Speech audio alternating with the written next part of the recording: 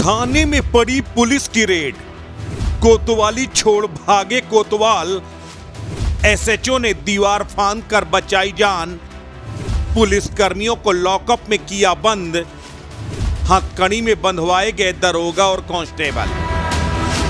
ये किसी फिल्म का सीन नहीं बल्कि उत्तर प्रदेश पुलिस का ही फिल्मी अंदाज में की गई रेड का नजारा था, जो किसी और पर नहीं बल्कि पुलिस पर ही की गई थी। बिहार बॉर्डर से सटा हुआ बलिया की पुलिस बिहार बॉर्डर से आने वाली गाड़ियों से अवैध वसूली में व्यस्त है। बलिया की पुलिस शराब की अवैध तस्करी करवा रही है और तो और गाड़ियों से खुले तौर पर एंट्री वसूलने में पुलिस वाले मशगूल हैं। सीएम योगी आदित्यनाथ को बलिया की पुलिस की वसूली की ये भनक क्या लगी, तैयार हो गया पुलिस के खिलाफ अब तक का सबसे बड़ा ऑपरेशन। वाराणसी जोन के एडीजी और आजमगढ़ के डीआईजी के नेतृत्व में स्पेशल टास्क फोर्स गठित हुआ और आधी रात पर बलिया के 2 थानों पर ताबड़तोड़ छापेमारी की गई। वाराणसी जोन के एडीजी पीयूष मोडिया और डीआईजी वैभव कृष्णा एसटीएफ की टीम को लेकर सादी वर्दी में बलिया के नरही थाने में रेड के लिए पहुंच गए। थाने के सभी लोगों को निगरानी में करने की कोशिश की। रात भर चले ऑपरेशन में कई पुलिसकर्मी गिरफ्तार हुए। कुछ पुलिसकर्मी तो थाने से भाग गए। थाना प्रभारी पन्नेलाल अपनी ही कोतवाली से फरार हो गया। पन्नेलाल को दीवार कूदकर भागना पड़ा। यूपी के इतिहास में संभवतः पहली बार ऐसा हुआ जब पुलिस पर पुलिस ने ही छापेमारी कार्रवाई की है और पुलिस वालों को ही गिरफ्तार किया है। छापेमारी में 2 पुलिसकर्मियों और 16 दलालों को गिरफ्तार किया गया है। दरअसल बलिया के नरही थाना क्षेत्र के भरौली बक्सर बॉर्डर पर लंबे समय से उच्च अधिकारियों को शिकायतें मिल रही थीं, जिसके बाद एडीजी जोन वाराणसी के नेतृत्व में ऑपरेशन चलाया गया। सुबह करीब 3 बजे उच्च अधिकारियों ने कार्रवाई की। सादे कपड़ों में प्राइवेट गाड़ियों के साथ अधिकारी मौके पर पहुंचे। मौके से 16 प्राइवेट दलाल और 2 सिपाही गिरफ्तार हुए। 3 सिपाही मौके से भागने में कामयाब रहे। एडीजी जोन ने मौके से वसूली रजिस्टर और भारी संख्या में मोबाइल फोन बरामद किए। वहीं नरही थाने के बैरकों से 37,500 नगद भी बरामद हुए। नरही एसओ को सस्पेंड करके उनके आवास को सील कर दिया गया। 9 सिपाहियों के खिलाफ मुकदमा दर्ज कर कोरंटाडीह की पूरी पुलिस चौकी को सस्पेंड कर दिया गया। देखिए, कल रात्रि में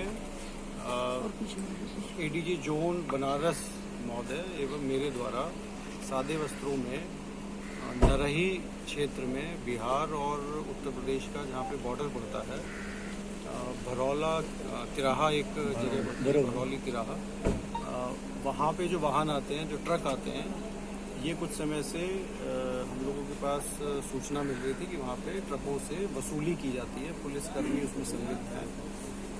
उसकी पहले रैकी की गई एडीजी जोन बनारस सर द्वारा और मेरे द्वारा संयुक्त रूप से, और फिर उसे अच्छे से प्लान करके उसमें रेड की गई।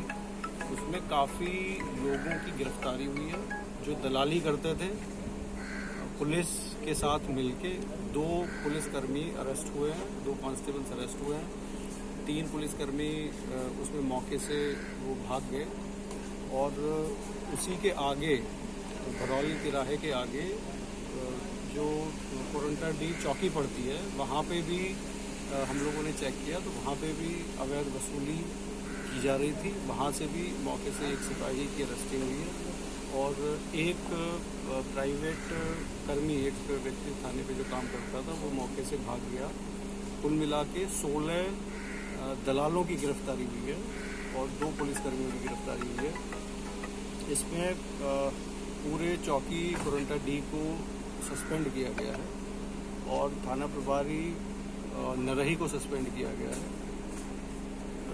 एफआईआर भी इसमें लिखी गई है, जिसमें कि कई पुलिसकर्मी हैं और जो ये दलाल हैं, इनके खिलाफ एफआईआर की गई है।